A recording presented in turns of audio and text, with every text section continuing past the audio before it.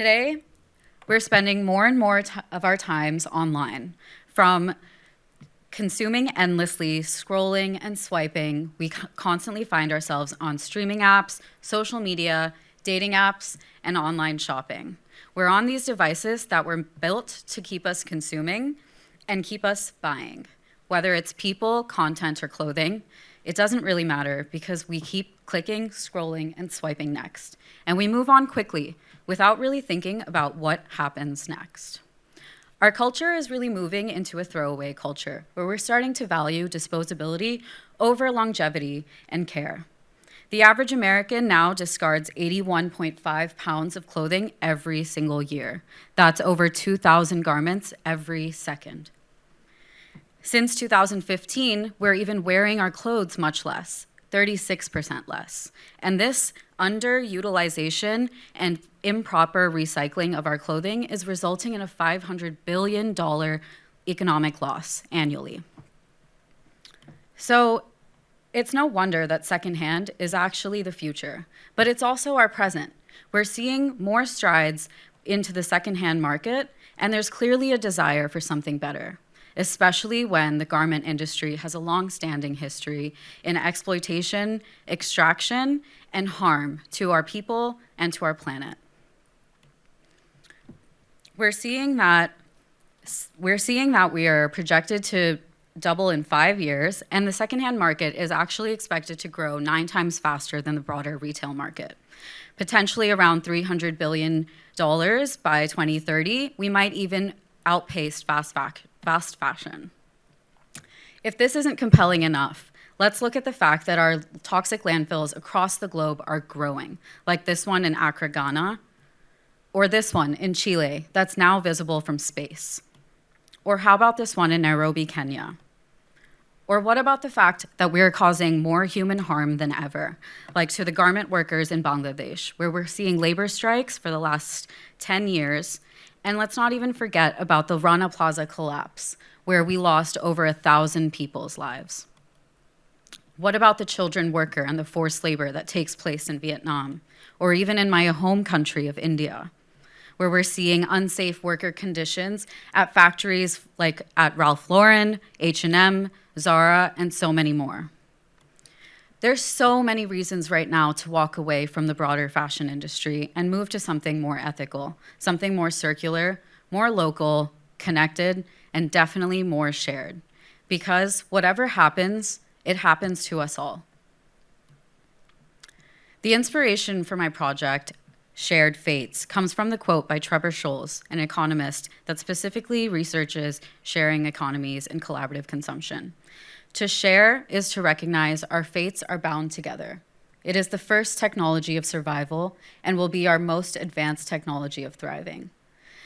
I love this quote specifically because it acknowledges that our fates are shared in this process, but also that sharing is, in fact, an advanced technology. Sharing is innovation, social innovation. Imagine a 9-unit building in Brooklyn. Let's say that there's 3 bedrooms in each of these units, and each bedroom has a closet. That's 27 closets. And the average American has about 103 pieces of clothing. I'm pretty sure that I have much more than that. So just in this building alone, that's reaching close to 3,000 pieces of clothing. And 25% of an average American's closet is underworn or not worn at all. So 700 of these clothing items might never even get used. Now imagine entire blocks, neighborhoods, huge buildings across New York City with thousands of closets and thousands of clothing items that just yearn to be worn, ready to be worn, right here all around us. Ezio Manzini, social innovationist, said, the next big thing is actually a lot of small things, shared, reused, and reimagined. That brings me to my project. Meet Neighbor's Closet. It started in Bedford-Stuyvesant, right on my block, where I've lived for the last 8 years, and the place I've lived the longest in my life. And it focuses on hyperlocality, building community, and acknowledging our longstanding history. as I did say, there's been a long-standing history in the garment industry and textile industry of exploitation and extraction. And even some of our current-day supply chains are modeled after the transatlantic enslavement of African people. So it's extremely important to recognize and acknowledge this history. The Closet Club starts low-tech intentionally with flyers posted around your block or your neighborhood, and creating a WhatsApp group or an Instagram group or any sort of app of your choosing, as people are now experiencing lots of digital fatigue, and people are no longer wanting to create new logins and new passwords and download new apps. We're meeting people where they're at on the platforms that they're already using, really to honor this idea of no new things. The Closet Club focuses on sharing clothing and also sharing community agreements and guidelines and resources, but it also allows for meeting up in person and reinvigorating our neighborly behaviors. Why aren't we sharing anymore? Do you know your neighbor? Are we meeting each other anymore? Are we connected?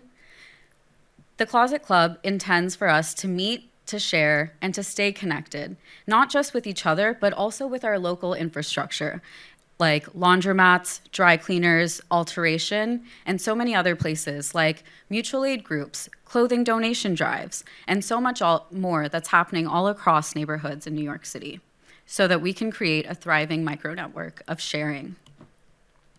This project took place through so many different research methods, some of which were ethnography, a lot of in-depth desk research, and a lot of landscape analysis. Sometimes research looked like this, and sometimes it looked like this. But the vast majority of the time, research looked like this. Participation is at the very core of this project, and I was really honored throughout the duration of this project to get to participate in so many different initiatives that are happening all across Brooklyn, like the Bed-Stuy Clothes Swap or the Black Futures and Textile Network and their new film screening.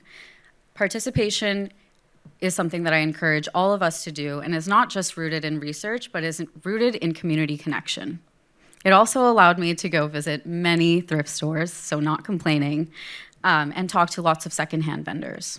And the best outcome of all of it was friendship, was connecting, and sharing clothes, yes, but also getting to share stories and time, as we all have such an intimate relationship with our clothing, and the different histories that come with that. One of the very first things that I read at DSI was by this author, Robin Wall Kimmerer, and it was a book called Braiding Sweetgrass. And it only feels right to end my journey today with a quote from that very same book. "Ownership separates us. Stewardship connects us. The path forward isn't about having less, but about sharing more." Everything we already have is all that we need. Clothing is the product of historical, ancestral, and political geographical interconnectedness. Our fates are definitely shared and intertwined. That was a lot, so let's take a moment. I want to say thank you so much to everyone that supported me in this process. Take a breath. Thank you so much to my DSI community and cohort. Thank you.